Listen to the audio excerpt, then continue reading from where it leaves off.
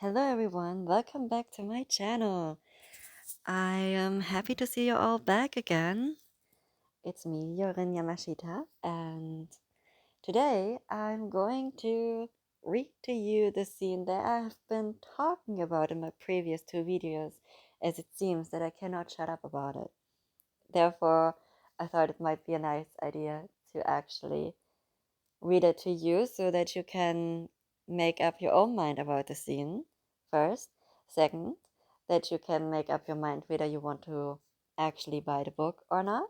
Because if you do, leave a purple heart down in the comments below because I really want to know who is interested in it.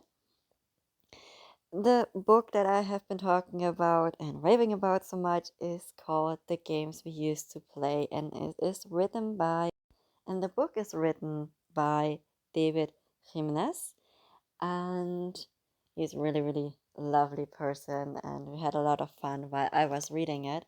It's not often that you have actually personal contact with the author and can talk to him about it. So it was kind of like me reading and then simply shooting off what I think about what I've just read and all the kind of things. And it was really, really fun. And he gave me so much insight about how the scene was written, what he thought about it, and all the kind of stuff. It was really, really fun for me, and I loved it. I read it really quickly once I've started. It's kind of like I got it for my birthday the year prior from a mutual friend of ours. So I got it, and then I didn't touch it, and then I was like, I'm not really sure what this whole what it was, but I think she mentioned something while I was visiting her, and I was like, I need to read that book. So once I got home, I started to read it, and I read it within, I think, 5 days or so. Five, yeah, I think it was 5 days. I did other stuff otherwise, and I do need breaks between reading, and this book is in total 388 pages. It's actually an amount that I can read easily within one day and one night, but for some reason I needed breaks. Sometimes I can just zoom out and read the whole book, and other times I take breaks between it. Also, I got frustrated with the characters sometimes, and I really had to, nope, I need a break. Therefore, yes, you can actually get frustrated with characters, I have noticed. However, because I was at the moment when I got frustrated with one of the characters, I was also like, I want to know how it ends. So I kept going and going and going. And I'm not really a fast reader, and I don't think everyone has to be a fast reader. So reading in your tempo is absolutely fine. And also, I like to read aloud. And that also gave me the opportunity to, I don't know, it's kind of like I hear myself talking, and it's kind of like playing back what I hear. And also, I have, I'm not sure, I heard it that some others that love to read have it too. It's kind of like reading a book, and at the same time in your head, it's like playing a movie. It's really weird, but the better it is written, a book, the more easily it comes to me, the pictures, the feeling, and everything. And the more often I read something, the more detailed it gets because I focus on different things that I might not have focused before.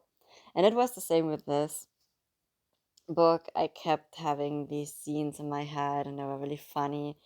And within the first 30, no, 40 pages, I've cried. I was like, why the hell did you make me cry?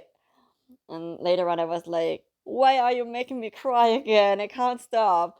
So there's that. I'm not gonna read any crying parts though to you today because I don't want you to cry, but I do want you to fall in love with the characters and with the book so that you're, and I will be blatantly obvious and totally come out straight. I'm hoping that you get interested and buy the book and read it and also fall in love with the characters because they're really lovely. It's I'm just fangirling here. I know he's a friend of mine, but I'm still fangirling and I love it. I love all of it. He deserves it. And I can't wait for more to come out. All right. To start this off, before I go into the book and read you the scene, I want to read to you the summary that is on the back of the book. And it goes like this. Luca Callahan and Blake Grimshaw couldn't be more different, even if they tried. The former is a lord, heir to the Belwick dukedom, and a member of the royal guard, while the latter is the leader of the Black Fern Syndicate, and the last known magic user. But when England is threatened to be destroyed by tsunamis, earthquakes, and other catastrophes caused by magic, the captain of the guard sees no other choice but to assign them to solve the case together. Little does anyone know that they have quite a bit of history together, that they will be forced to work through it if they hope to be successful.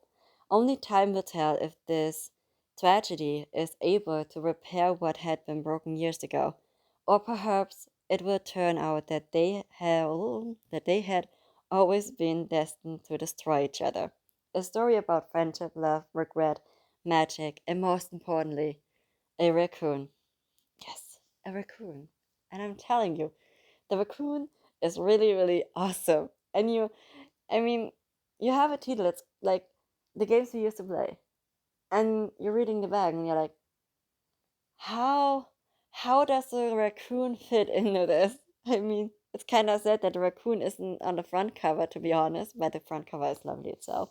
It's just like somehow it would have been even cuter if somewhere in the back or so you could see the raccoon kind of like peeping around the corner or something like that. It would be lovely. Or in the pages in between, like a little doodle, like a raccoon. I don't know. I can't draw a raccoon, but yeah, it's kind of like a lovely one. So it's I love the raccoon. The raccoon is tall. It's fabulous. The German word just came through. I apologize. I hope I'm not fumbling too much. I've been reading the same scenes over and over again to kind of prepare myself that I don't sound strange or anything. Also, to not fumble. But the more you read something, the more you get a knot in your tongue. So there you have it. Anyways, these scenes that I'm going to read they are from one chapter, and it's basically in the middle of the book. And the chapter is chapter 18, Start a Fire. How this book is written is like it starts at April 23rd, 1894. That's where the book starts. However, as you read the book, you will notice that it goes from present to past, as well as from Luca's point of view as well to then. That didn't make any sense. I'm so sorry. It goes from Luca's point of view to Blake and back. So you have a switch between the past and the present between Luca and Blake. And sometimes Luca is in the present, sometimes he is in the past, and so on. So you really need to watch out for those dates. You don't get things mixed up. Just just a little nitbit here. Not that it's something bad or anything. It's just so that you don't get confused and think, what the hell is wrong with this book? Remember the dates you're in. Other than that, it does go chronologically. Like, you're not jumping like April 23rd and then you the same year you're jumping back to April 18th. That's not like it. So it moves on from April 23rd onwards in the same year forward. It's just that it's kind of like backflashes in between. All right, let's get started with the scenes, which I'm really worried about. Please don't come for me. I'm really just Yeah, please don't come for me. My first time. I might get back up. It might get better over time. Also, I'm not going to imitate any accent because I already have one. It's a pretty thick one, I think, from me being a German person and English being my second language. So there's that accent. So I'm sorry if I can't do the British one. All right, let's jump right into it. You will never guess what I found outside. I looked up from the book and saw Luca, who had just come through the door. Snowflakes were melting in his golden hair, and his lips had a blue hue to them due to the cold. He was holding some kind of fabric in his arms and seemed absolutely ecstatic. A coat? He wasn't wearing one, which seemed like a terrible idea, considering how sensitive he was when it came to the cold. Better. Money? That certainly would be a reason to celebrate, at least for me. Still, better.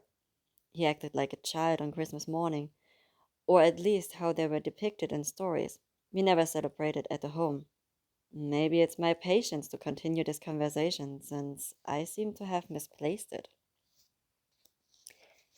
It's a cat! He exclaimed joyfully. As if on cue, the fabric in his arm started to move. I now realized that he was holding his coat in his arms. Proudly, he presented me with a small and shaking animal that was hissing at me. What the fuck? My words were merely a whisper. I was too shocked to speak up. I found the poor thing near some rubbish bins on the way here, and I couldn't just leave him in the cold. He's clearly still a baby. What the hell is wrong with you? I mumbled, and he either didn't hear me or chose to ignore my comment. I think I'm going to name him Shakespeare. Baffled, I looked back and forth between Luca and the little monster he brought with him, and then I saw how much worse the situation really was. Luca, for fuck's sake, that's not a cat! What do you mean? Of course it's a cat. You're a cute little kitty cat, aren't you, Shakespeare?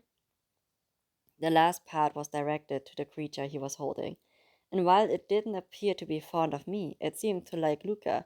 It was sniffing him and purring. That's a goddamn raccoon! You somehow managed to find a raccoon in London. Luca looked at the animal, still not grasping the meaning of the situation. Is that some kind of special breed of cat, or I've read about them a while ago. It's a wild and dangerous animal that's not even native here in England. He could carry a ton of diseases like rabies. You should get rid of him immediately. You know, he does look a little sickly to me. Do you reckon he might like some soup? Unbelievable. He was truly unbelievable. You can't be serious. That's not a pet. What will you do if he bites you? What will your parents say when you bring him home with you? I stared at Luca, who uncomfortably shifted from one foot to the other. About that, you've got to be kidding me. Please tell me that you're not actually stupid enough to believe that I would allow this thing to stay here. Luca scowled at me for the insult for a moment, but then proceeded to look at the little beast with sad eyes. But he's just a baby, and he's all alone. If we don't take care of him, then no one will, and he will die. He looked at me with those big, sad, green eyes of his, and I knew that I not only lost the battle, but the whole fucking war. I let out a sigh. Give me the damn thing. I stretched out my arms to take the raccoon from Luca, but both of them, yes, even the raccoon, eyed me skeptically. You won't. He looked at his new pad and then back to me. You're not going to hurt him, right? I patted the spot next to me on the bed, and Luca cautiously sat down. I promise you, I will do him no harm. I would never hurt an animal, even those I don't like, and I would never hurt someone Luca cares about. He handed the animal to me, and it was clearly not pleased with that. It hissed and growled at me, but didn't try to attack me. Maybe we had one thing in common. not doing anything that would upset Luca. I could see that he was clearly malnourished and fragile. I was by far no expert on raccoon medicine, but even to me, it was obvious that he was not healthy. When I got up and walked to the kitchen, Luca jumped up to follow me. What are you doing? He sounded a little panicked. Apparently, he still wasn't convinced that I posed no threat to Shakespeare. I'm giving him a bath. He reeks of rubbish and is probably infested with maggots. And God knows what else. Luca watched as I filled the sink with lukewarm water and put the raccoon down. He screamed and wriggled and acted as if I were torturing him. I was not. I made sure that the water levels were low and the temperature suitable. That little bastard was just being dramatic. I sent Luca to fetch me a bar of soap from the bathroom and then soaped the little guy up. I didn't use a lot of soap. I wasn't sure if it might be bad for his skin. Shakespeare kept hissing at me even while I dried him off with a towel. Bathing a raccoon was not something I ever wanted to do, but I'd rather he bit me than Luca. I handed him back to Luca and started to cut an apple into eatable slices for a baby raccoon. Aren't you glad that I brought him here? Look how adorable he is. Shakespeare was currently sucking on Luca's finger, clearly wanting to be fed. I looked at Luca, not even trying to hide my exhaustion at this point. I miss the times when I could punch you in the face without the royal guard arresting me for the assault of an aristocrat. You never punched me before. He laughed, and he was right. Yeah, but now I wished I did, when I had the chance. I took one of the apple slices and held it before the raccoon's nose. He eyed it suspiciously, and then glared at me. I'm not going to poison you, you little shit. He hissed at me once, but in the end took the offered food with two paws and started to munch on it while Luca held him in his arms. How the hell did this become my life? But what was I supposed to do when my best friend brought a raccoon home with him? Luca kept feeding him apple slices while I started to cook dinner for the two of us. I handed Luca a piece or two of the vegetables so he could give them to Shakespeare. And while I wasn't pleased to house this creature from now on, it was nice to see Luca happy. Maybe I could learn to tolerate it for his sake. Or maybe I couldn't. Because Luca decided that the stupid thing had to sleep with us, in bed with us. And apparently my protest did not matter in the slightest. Now, I could have lived with it if the damn raccoon slept at our feet or so, but it decided to place itself right between us. And every time I as much as tried to touch Luca, it would hiss and growl at me again. The feeling was mutual. At some point during the night, Shakespeare climbed on my chest, stretched over my face, and started licking and biting my hair. I pulled him away and placed him on my chest, where I could look him in the eyes. He hissed at me, and this time I hissed back. He glared at me, and I glared back. In the end, he let out a dramatic huff and curled up on my chest, falling asleep right then and there. The worst part was that I had to admit, at least to myself, he was rather adorable. All right, that was the first scene that I wanted to read to you, and now to the second scene that I've been talking about, the New Year's Eve. It was the middle of the night when I heard a pounding on my door. Go away! I shouted, what I presumed to be some drunken idiot, mistaking my door for one of his mistresses he wanted to visit, probably hoping for a more carnal New Year's Eve celebration. But the pounding continued. I got up from my mattress. I might not be able to set anyone on fire yet, but punching someone in the face was child's play for me. As expected, I came face to face with a drunken idiot as I opened the door. Only that it was my apparently drunken idiot. Hey! Lucas slurred while bracing himself against my doorframe for balance. What are you doing here? Aren't you supposed to be at some grand fancy ball tonight? I was. It was so much fun. But then midnight came and people started kissing, and there were some girls who wanted to kiss me, but I had no interest in them. So I came here. I want you to be my New Year's kiss. I pulled Luca into my apartment and closed the door before also pulling him into my arms. If he wanted to kiss me, I would be happy to oblige, although for me it was not about the folklore behind the midnight kiss, and simply about kissing Luca. I was more in favor of the ancient Roman ways of celebration, the buttery parties, and so I kissed him hard. He tasted of alcohol as he eagerly kissed me back. When we parted, he smiled, and I asked, "Happy now?" "Very." He tumbled towards my mattress and started to take off his boots, which he carelessly threw on the floor, and then took off his coat. "I hope you don't mind if I stay over," he said while he fumbled with the buttons of his shirt, "because, truth be told, I'm not sure if I would find my way back home." I had no objections whatsoever to Luca spending the night here, especially not if it was for the sake of his safety. It also gave me the opportunity to watch as Luca got undressed, something he usually did with finesse and grace, but now he stumbled and almost fell over twice. But even his drunken clumsiness couldn't make him any less attractive in my eyes. I could spend an eternity just watching his slim body, the way his lean muscles moved whenever he stretched, especially his back. I had spent so much time denying myself of the pleasure of simply taking him in, too afraid to admit that I desired him, that I now had to make up for lost time. But even now, I knew that it would never be enough. I tried my best to find some rest, but Luca's constant steering made it almost impossible. I might have been used to his sleep issues, but that didn't necessarily make falling asleep next to him any easier.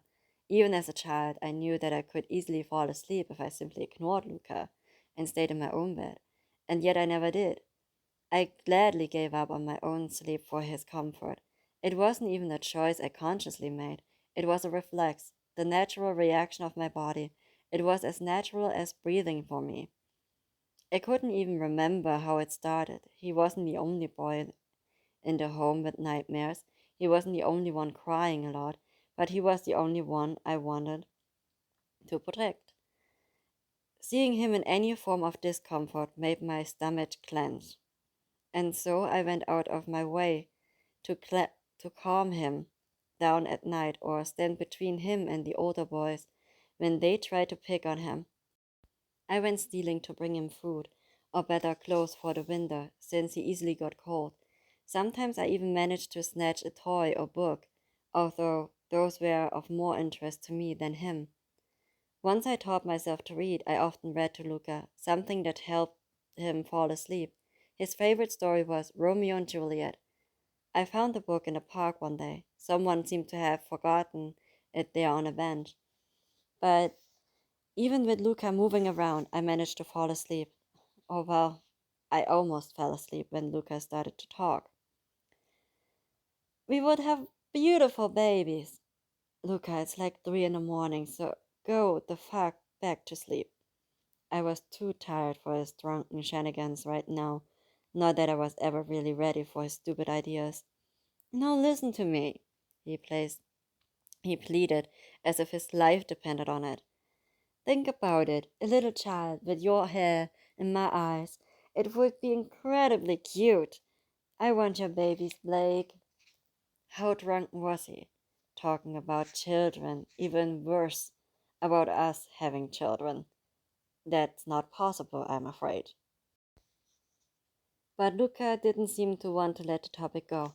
"Blake, please. It would be so wonderful. Come on, put a baby in me." He climbed on top of me, rocking against me more from excitement than for the actual friction he now caused. Usually I would be more than happy about it, but right now it just left me baffled. "Luca, stop. It's not possible for me to put a baby in you, you idiot." Luca immediately went rigid, his smile transforming into a frown, but I refused to feel bad about it. If he wanted to sulk, he could do so for all I cared. He could climb right off me and turn his back to me for the rest of the night. He could. He could. He.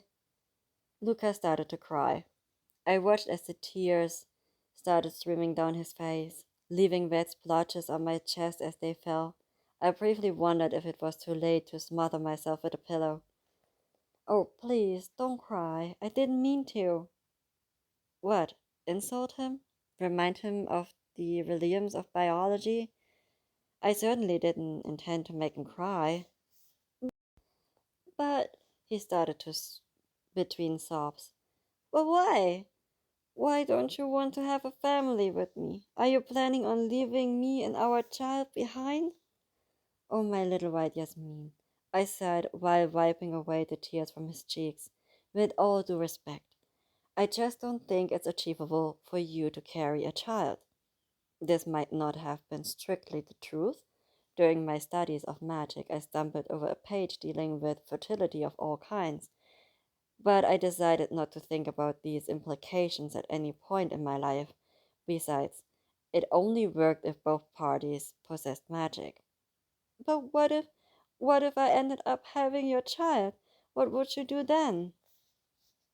I realized that in his current state, he was not amenable to logic. So instead, I simply decided to tell him what he wanted to hear. I would stay with you and take care of our child. I gently grabbed his hips and guided him back down on the mattress. Really? He asked, full of hope. You would stay with me and Violet? Violet? That's what I decided to name our daughter. I promise I'll be there for Violet and for you. That seemed to do the trick. Luca calmed down and nuzzled himself into my side. And we would get married? Of course we would. And we would invite all of your friends to be a witness to our bliss. Now that I gave into it, I had to admit that playing make believe could be fun. And your friends? I don't think I have friends besides you. That's not true. What about Heather? I almost laughed at the idea of Heather at Luca's and my wedding. I was under the impression that you weren't too fond of her and now you want her at our wedding? I like her just fine. What I don't like is the way she was throwing herself at you at the party. All the more reason to invite her. That way she will see once and for all that you are mine and mine alone. No, I did laugh. Don't tell me that you were jealous of her. I was simply not pleased with her getting too close to you. But that surely won't be an issue once we're married. Luca, even if we don't get married, you have no reason to worry. You are the only one I want. I didn't know what gave me the courage to tell him that, but in but it was the truth. There was no one who could compare to him. He was the one I would always choose, and maybe it was time to tell him just how much he meant to me. And I will stop right here. I don't want to spoil too much. If you want to know what exactly Blake thinks of Luca, you'll have to go and get the book yourself and read it for yourself and find out all the cute little things that Blake does to convey his feelings for Luca. All of them. It's not just him taking in uh, Shakespeare. It's also all the other things that make Blake a really lovely person and amazing and really like dreamy for the dream. Absolutely the dreamy guy. And yes, this is this is really really a lovely book. I really love it. And also a little disclaimer. This book is definitely for people 18 plus because it's not for little kids. I have to admit that too. My friend, when he writes, he likes to write spicy. I think I mentioned it before that it is spicy, so it's definitely an 18 plus. Make sure you're an adult when you get it and enjoy it. Just read and enjoy, have fun, and yeah, and talk about it. It's really lovely to talk about it. Also, at the end, there are little stories about it. The dedication. I want to read one dedication that he wrote in here. There are multiple short ones, but it's this one that I want to share because it's the most funniest one. And the fourth got it going on while I was writing a certain scene in the next room. I hope those 6 minutes were as much fun for you as they were for me. It's a really lovely note, don't you think, guys? I really love it. Also, you can find him on Instagram and TikTok, and his handle is at author_David_Jimenez. I will make sure to link these profiles down below so you can easily find them, and also link down below the book so you can buy it. And I hope you had fun and enjoy your whole day today. And we'll see us next week with another video. Until then, I hope you liked it. Give it a like and subscribe. And as mentioned before, leave a purple heart down below if you intend or bought the book, if you read the book. And if you have bought and read the book later on, I hope you'll come back and tell me what you think about the book, because I really want to know. Or make your own video about it. It's all up to you. Make sure you link him if you do, maybe on Instagram or TikTok, so that he can see what you think about it. He loves seeing those reviews. So there you have it. A few two cute little scenes from the book, The Games We Used to Play, and I'll see you all next time. Bye!